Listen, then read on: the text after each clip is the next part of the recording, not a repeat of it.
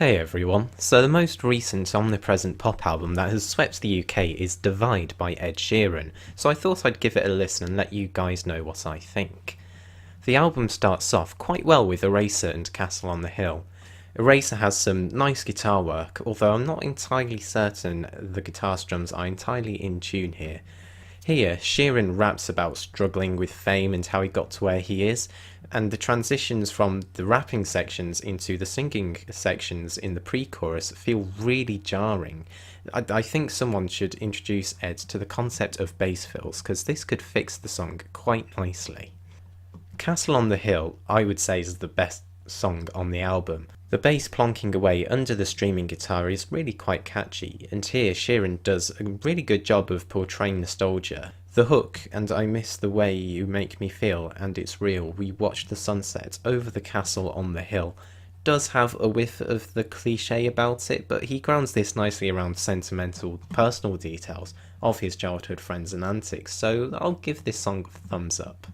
Then we have the song Dive, which to me just seems like a very lackluster story. Sheeran tries to be emotional when he sings, "So don't call me baby unless you mean it." The problem with this is that the lyrics in the verse don't really explain why the girl he's singing to would be manipulative with him. All he says is, "Do you have a tendency to lead some people on? 'Cause I heard you do." The emotional impact of this song just completely falls flat because of it, and in the end it just ends up sounding like a boring filler waltz. And then we have The Shape of You. You are a lucky person if you've managed to avoid listening to this song. I do not like some of the lyrics here. He starts off the song describing a night out with his friends, but in the pre-chorus sings the line, "Girl, you know I want your love was handmade for somebody like me." Just listen to how this line sounds in the song. The stresses don't fall naturally in the way he sings it, and it just sounds unnecessarily jarring. Then in the chorus we get the lines, "I'm in love with the shape of you, we push and pull like a magnet do." I'm not sure if Neddy's just trying to sound urban here, or he just doesn't understand physics. You need two magnets to generate a pushing effect between them. Unless, of course, he's planning on electrocuting the person he's dancing with to make her repellent to magnets. Moving on. I'm going to skip a track and talk about Galway Girl next for a particular reason that I'll get onto when I talk about the next track. Again, we have Ed Sheeran at the bar being all flirtatious and getting to know this Galway girl. I actually don't mind this song on its own at all. The lyrics are okay, but at least there's nothing egregious in this song, and the folk inflections and the background melody might be shallow and not very fleshed out, but they're pleasant enough and a nice change of pace. The reason why I couldn't enjoy this song in the album is because of the song Perfect, which comes before it and after Shape of You. Here we have another waltz, but Sheeran's lyrics talk about devotion, singing, "'Cause we were just kids when we fell in love, she shares my dreams, I hope that someday I'll share her home, I found a love to carry more than just my secrets, to carry love, to carry children of our own." This is being sung right in between two tracks that are about going to bars, picking up girls. Why did anyone in the production of this album think this was a good idea? The personae that Sheeran's putting into his songs are completely all over the place and contradictory.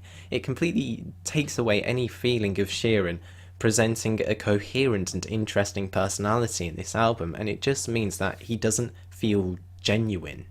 Anyway, up next we have Happier, which is another drag of a song. Again, Sheeran's lyrics come in generalities. He sings, "Ain't nobody hurt you like I do," as he states that the girl who he's singing to looks happier being with a new boyfriend. His songs that are like this just seem so bland to me. There's no emotional depth because there are no details to characterize this relationship that he's singing about. Basically, if you're going to write a song like this, I want to hear how you hurt her. I want the juice, damn it. Luckily, the next song gives us the juice, and I kind of wish that I'd never asked for it. Here we have the song New Man, which has the exact same premise as Happier, Sheeran's old lover being with a new man. However, this time, Sheeran is ranting and raving about how much he dislikes the new boyfriend rather than accepting it. So once again we see Sheeran completely and tragically failing at keeping his lyrical persona together between songs. I do like how the details of the song actually makes it mean something this time, but I don't really want to know about this new boyfriend's bleached asshole. I feel like Sheeran's trying a little too hard here and ended up sounding like an edgy 14-year-old. I've only gotten to about halfway through this LP and found a fair bit to whinge about, so I'll only do a quick fire round of a few bugbears from the second half. In What Do I Know, Ed Sheeran uses the hook, "But what do I know," to cover up his economic illiteracy by stating that we could change this whole world with the piano, add a bass, some guitar, grab a beat and away we go, after stating that he doesn't know all that much about political current affairs. I wouldn't exactly call it bad lyricism, just very poor advice for the younger generation. The second half of the album has mostly very bland lyricism, apart from, I would say, Supermarket Flowers. Upon learning that this song is a tribute to his late grandmother, I cringed so hard at the song title, but in the context of the first verse of the song, it does make sense, as he's talking about the ephemerality of life.